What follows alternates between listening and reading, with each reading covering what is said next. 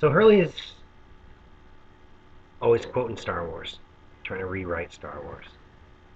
Same way a lot of people would maybe like to rewrite Lost now that it's over.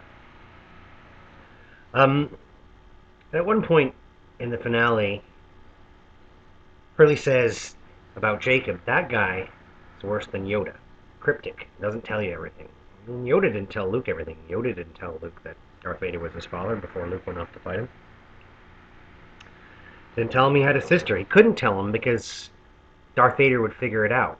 Because Darth Vader has the Force. Now that's a lot like the way the Man in Black can figure stuff out. He can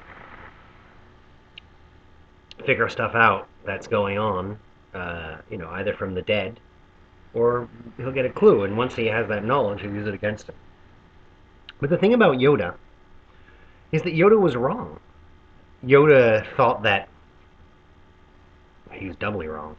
I mean, in the first place, he thought that Luke couldn't. He thought that Luke fighting for his principles and for his friends was a mistake, and he had to give up his friends in order to support the principles that they were fighting for. The principles of the rebellion, freedom. Let's hope. Um, and but Yoda was wrong in a different way because Yoda always taught the Jedi for hundreds of years that they had to deny their emotions. And what he found in the end is that when you take a child away from its parent, when you remove Anakin Skywalker from his mother, you ruin him. And when you take away the parts of his soul that relate to motherliness, you take away his ability to love his friends.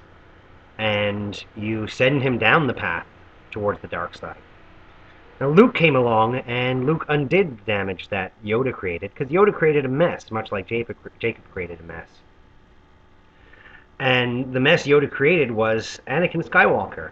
And in trying to fix the mess, he and Ben Kenobi did some pretty bad stuff. I mean, um, Yoda didn't tell Luke what was really going on, didn't tell him he had a sister, but he also Ben Kenobi dies in front of Luke. Now, what's Luke going to think about that? Luke's going to be like, rah, rah, rah, man, I got to kill this Darth Vader guy because he killed my father figure.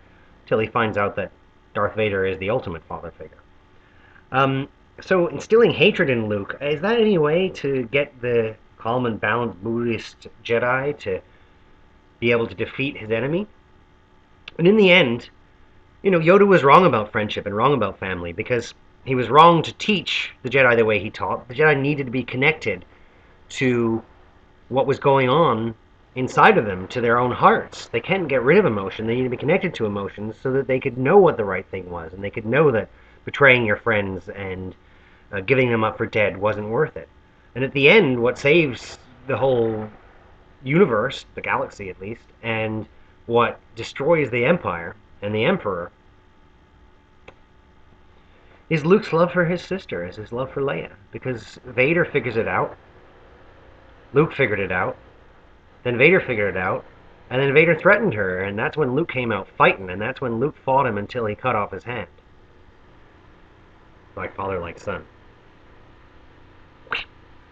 And so,